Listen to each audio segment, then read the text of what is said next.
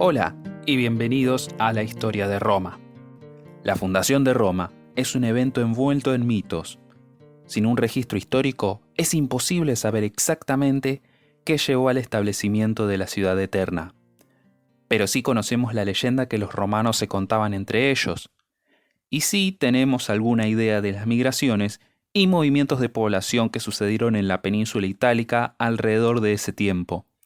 Así que podemos reconstruir una línea de tiempo general de los acontecimientos.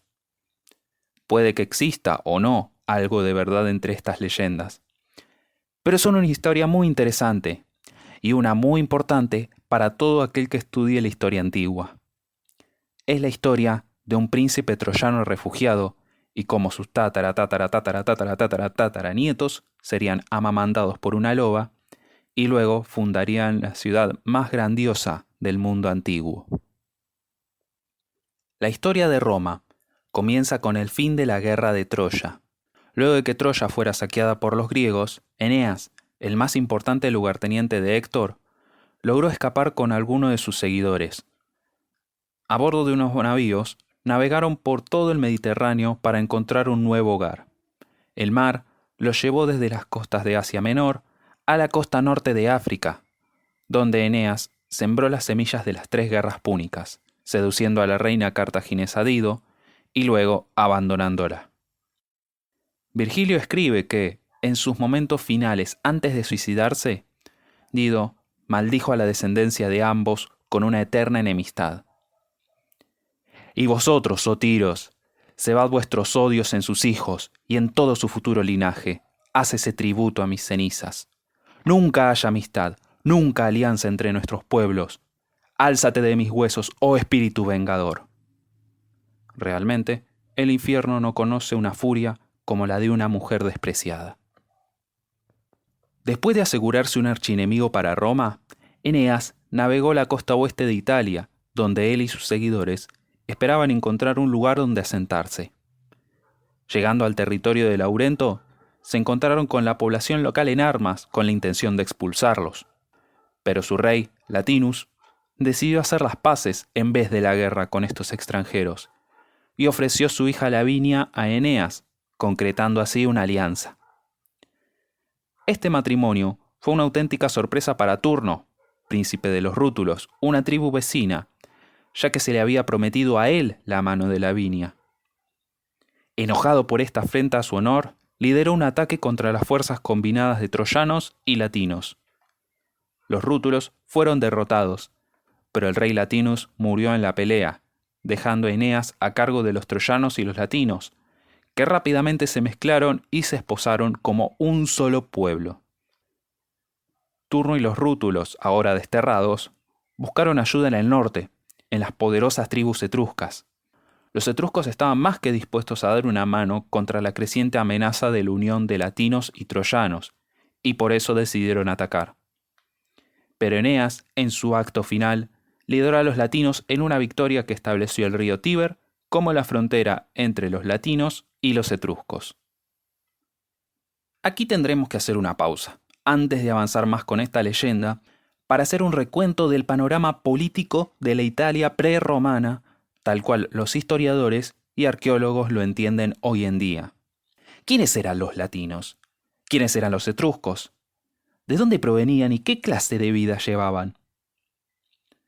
El origen de los etruscos es debatible, pero los restos de ADN evidencian una migración desde Asia Menor, lo cual, de ser cierta, ofrece un buen contexto para la llegada de Eneas desde Troya. Los etruscos eran la fuerza cultural y política dominante en la península itálica, y, como veremos, llegaron a dominar el territorio latino en la época de los reyes romanos. Desarrollaron ciudades y un sistema de estados federados mucho antes que los latinos, quienes permanecían en un sistema de afiliación tribal hasta la fundación de Roma. Esta fue el primer gran asentamiento en territorio latino al que podríamos llamar una ciudad. Los etruscos eran artistas y artesanos que establecieron redes de intercambio extensas que llegaban hasta Grecia. Los caminos comerciales entre Etruria y las ciudades de la Magna Grecia en el sur corrían a través de Roma, ofreciéndonos una posible razón para su localización. En contraste, los latinos eran simples pastores. Evidencia de montículos fúnebres sugiere que los latinos descendían de inmigrantes de los Balcanes que prehistóricamente cruzaron el mar Adriático. Principalmente pastores y campesinos, no tenían ninguna clase de artesanías avanzadas. La cultura que tenían parecía ser una confusión de elementos etruscos y griegos. Realmente, nada de la tardía historia romana sugiere que los latinos fueran innovadores en nada relacionado con arte, religión o letras. Sí se destacaban en la guerra, en ingeniería y en la administración. Pero eran meros estudiantes de filosofía, nunca maestros. Sus dioses, por tomar un ejemplo muy obvio, son apenas una adaptación del panteón griego. Zeus se vuelve Júpiter, Hera se convierte en Juno, Ares se convierte en Marte, y así con el resto de las divinidades. Lo que unía a los latinos era un lenguaje común, muy distinto del etrusco del norte y del griego importado del sur. El latín es la base para la mitad de los lenguajes actuales de Europa, y su vocabulario todavía domina el área de las leyes. Pero ya dejémonos de mera antropología. Luego de que Eneas muriera, su hijo más joven, Ascanio, se convirtió en rey. El asentamiento construido por los colonos troyanos terminó siendo muy pequeño para la creciente población, y Ascanio lideró un grupo al este para encontrar un nuevo lugar donde echar raíces, al que llamaron Alba Longa, el cual se convertiría en el centro del naciente reino latino. Pasaron generaciones y los latinos se volvieron poderosos y seguros de sí mismos. La corona fue pasando de padre en hijo hasta que finalmente quedó en la cabeza de un hombre llamado Numitor. Numitor tenía un hermano llamado Amulio que ambicionaba el trono y decidió tomar el poder para sí mismo.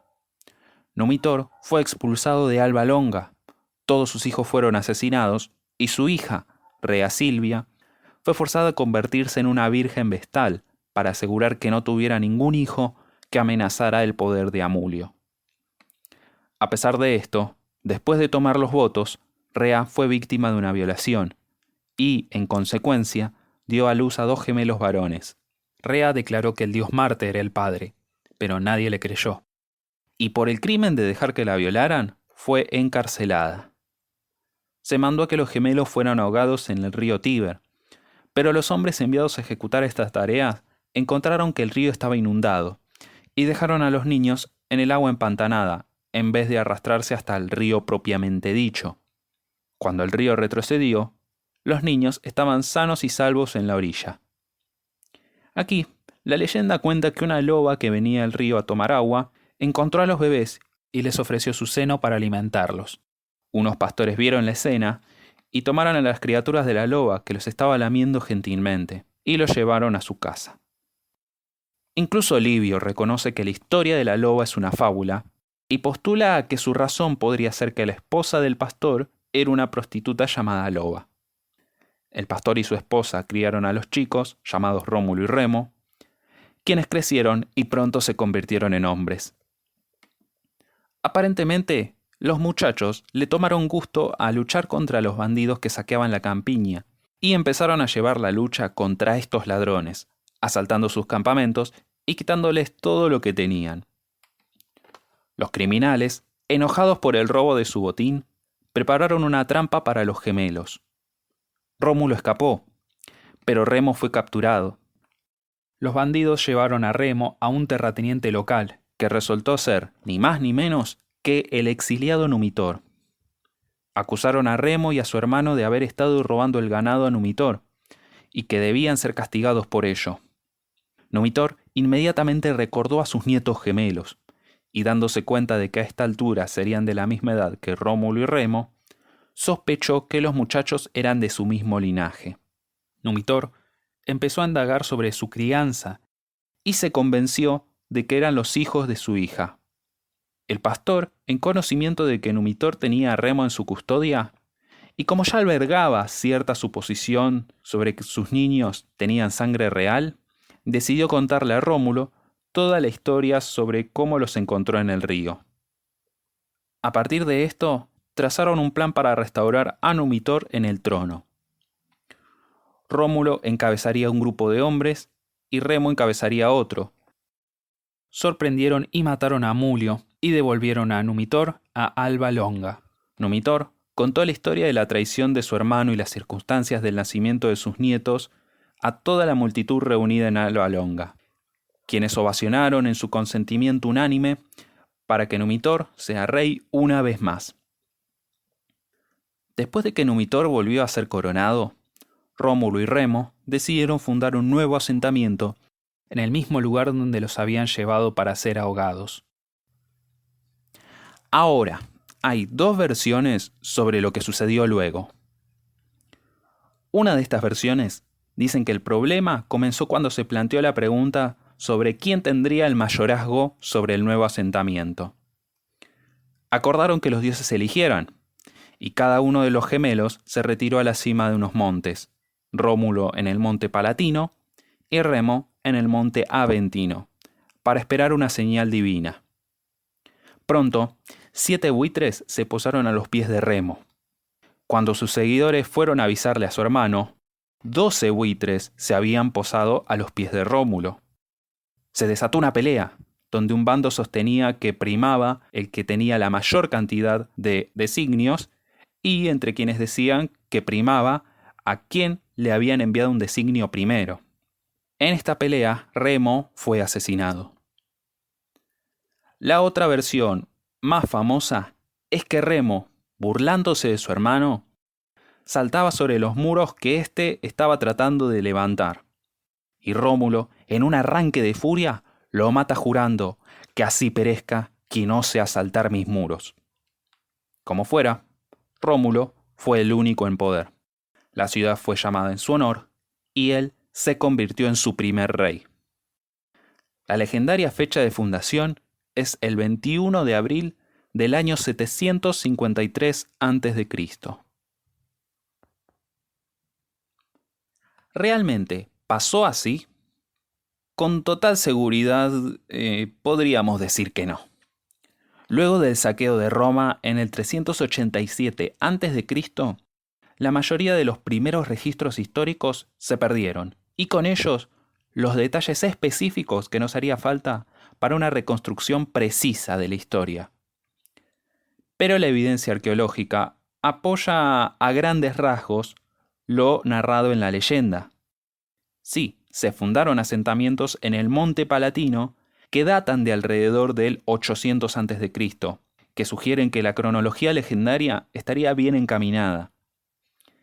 La historia general de una lucha entre los latinos y los etruscos, terminando con una clara autonomía latina al sur del Tíber, también encaja con nuestro entendimiento del panorama étnico y cultural de esta era. Es dudoso que el lugar de Roma haya sido elegido porque allí era donde se había enviado a morir a los gemelos. Es más probable que un fácil cruce del río junto con las defensas naturales ofrecidas por los montes atrayera a los pobladores al área. Y claro que a esto se agrega, como señalamos, la posición estratégica en la vía comercial entre Etruria y la Magna Grecia. Sin datos reales de los que servirse, posteriores historiadores romanos usaron elementos mitológicos comunes para elaborar una leyenda fundacional. Y la cultura europea ha producido numerosos ejemplos de los mitos de los gemelos divinos, como Castor y Pólux o Anfión y Ceto de Tebas. El motivo de un infante expuesto a la naturaleza es también algo que aparece en las biografías tanto de Perseo como de Moisés. Y, como muchos se darán cuenta, se puede reconocer el elemento de la concepción de una virgen del cristianismo. Pero cuentos de milagrosos nacimientos de vírgenes han rodeado a importantes figuras legendarias e históricas por milenios. La adición de Eneas le da a los romanos un reputado ancestro y conecta su ciudad con la civilización griega que los romanos tanto admiraban. Como sea que sucedió, se estableció un asentamiento en la curva del Tíber. Este asentamiento creció y logró dominar a sus comunidades vecinas, luego a la península itálica entera y luego a todo el Mediterráneo. La próxima, cubriremos los difíciles inicios de Roma, quiénes eran los primeros romanos, cómo garantizaron que existiera una segunda generación de romanos, y si Rómulo, siendo un gran líder y soldado, murió, o si simplemente se desvaneció.